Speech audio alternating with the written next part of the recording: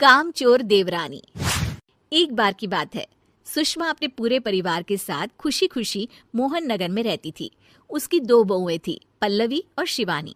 एक दिन दोनों बहुएं रसोई में काम कर रही होती है कि तभी उनकी सास सुषमा उन्हें बुलाती है। अरे बहू, जरा इधर तो आना। शिवानी, जरा जाकर देखना सासू माँ क्या कह रही हैं। दीदी आप ही देख लो ना जाकर, आपको भी तो सुनाई दे रहा है। अरे मैं आटा गूंद रही हूँ ना, तुम चली जाओ। हाँ तो मैं भी तो सब्जी काट रही हूँ ना दीदी। अरे बहू जल्दी आओ। ओह, ये तो जाएगी नहीं, मैं ही जाकर देखती हूँ कि क्या करना है। पल्लवी सुषमा के कमरे में जाती है। जी मम्मी जी, क्या हुआ? शाम को घर पर कुछ मेहमान आने वाले हैं, तो तुम अच्छा सा खाना बना लेना बहू। ठीक है मम्मी जी, आप बता दीजिए क्या क्या बनाना है और कितने लोग आ रहे हैं। सुनील की मौसी जी और उनका पूरा परिवार आ रहा है। कुल मिलाकर 3 लोग और हमें मिलाकर हुए 9 लोग। तो अभी से ही तैयारी करना शुरू कर दो। और हाँ, घर की सफाई भी कर देना, हाँ, अच्छे से। जी मम्मी जी, सब काम हो जाएगा, आप चिंता मत कीजिए। पल्लवी शिवानी को घर में मेहमान आने वाले हैं इसके बारे में बताती है। क्या 9 लोगों का खाना बनाना होगा, घर की सफाई करनी है? बाप रे, सासू माँ ने तो हमें घर की नौकरानी ही समझ कर रखा है। ऐसा नहीं बोलते शिवानी, हम इस घर की बहू हैं और घर के काम करना हमारा फर्ज है। दीदी तो है ही सासू माँ की चमची, जब देखो सासू माँ सासू माँ। मैं तो इतना सारा काम नहीं करने वाली। शिवानी कपड़े लेकर गमला साफ कर रही होती है और चक्कर आने का नाटक करने लगती है। मेरा सर चकरा रहा है। तभी वहां पल्लवी और सासू माँ जाते हैं। अरे बहू, क्या हो गया तुम्हें? मम्मी जी, बहुत तेज सर में दर्द हो रहा है।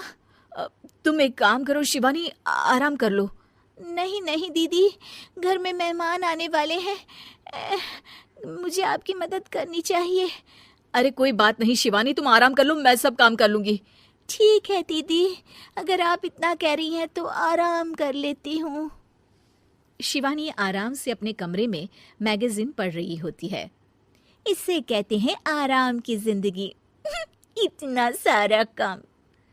चलो सारा काम खत्म हो गया, शिवानी को देख आती हूँ। शिवानी अपने कमरे में ईयरफोन में गाने सुनते सुनते सो जाती है और उसके साइड में मैगजीन भी रखी होती है। पल्लवी वहां आ जाती है और वो सब देखती है। ओहो, तो मतलब सब काम चोरी का बहाना था। अभी बताती हूँ इसको। घर का सारा काम मुझे करना पड़ा और ये महारानी यहाँ मैगजीन पढ़ रही है, गाने सुन रही है। पल्लवी रसोई से एक प्लेट और चम्मच लेकर आती है और शिवानी को थाली बजाकर उठाने लगती है। शिवानी अचानक से उठती है। उठ गई महारानी, गाने भी सुन लिए, मैगजीन भी पढ़ ली। तुम तो बहुत बड़ी झूठी निकली शिवानी। तुमने सर दर्द का बहाना बनाया ताकि काम करने से बच सको। हाँ बनाया बहाना, तो क्या करती, इतने सारे काम करती। मुझे कोई शौक नहीं है चापलूसी का। क्या चापलूसी? तुम्हें लगता है कि मैं सारे काम चापलूसी के लिए कर रही हूँ? और नहीं तो क्या। तभी वहां सासू माँ आ जाती हैं। अरे बहू, वो लोग बस आने ही वाले हैं, तुम तैयारियां कर लो। जी सासू माँ, तुझे तो मैं बाद में देखती हूँ। सब खाना खाने बैठते हैं और खाना शुरू करते हैं। तभी सुनील की मौसी बोलती है। वाह भाई वाह, खाना तो बहुत ही अच्छा बना है सुषमा जी, एक एक चीज में क्या स्वाद है। ये सुनकर शिवानी मुंह बना लेती है। उसे अपनी जेठानी की इतनी तारीफ राज नहीं आती। आपकी बहुएं तो बहुत ही अच्छा खाना बनाती हैं।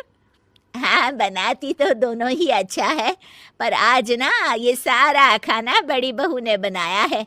छोटी बहू की तबीयत ठीक नहीं थी, सो इसलिए। मानना पड़ेगा सुषमा जी, आपकी बड़ी बहू तो बहुत ही गुणवान है। पल्लवी की तारीफ सुनकर शिवानी को जलन होती है। पल्लवी ये सुनकर खुश हो जाती है और शिवानी की तरफ देखकर उसे चिढ़ाती है। कुछ देर बाद मेहमानों के जाने का वक्त हो जाता है। मौसी जी सबके लिए उपहार लाई होती है। वो सबको शगुन के पैसे देती हैं और अंत में पल्लवी के पास आती है। तुम्हारे लिए शगुन का लिफाफा तो है ही, पर बहू तुम्हें एक और उपहार भी मिलेगा इतना अच्छा खाना बनाने के लिए। मौसी अपने सोने के कंगन निकालकर पल्लवी को पहना देती है। ये लो, ये मेरे मनपसंद कंगन है, अब से ये तुम्हारे हुए। धन्यवाद मौसी जी। ये देखकर शिवानी तो पूरी तरह से जल जाती है और गुस्से से रसोई में चली जाती है। तभी वहां पल्लवी आ जाती है और उसे अपने कंगन दिखाने लगती है। देवरानी जी, अब आपका सर दर्द ठीक तो है ना? मुझे लगता है कि अब सर दर्द शुरू हो गया होगा आपका।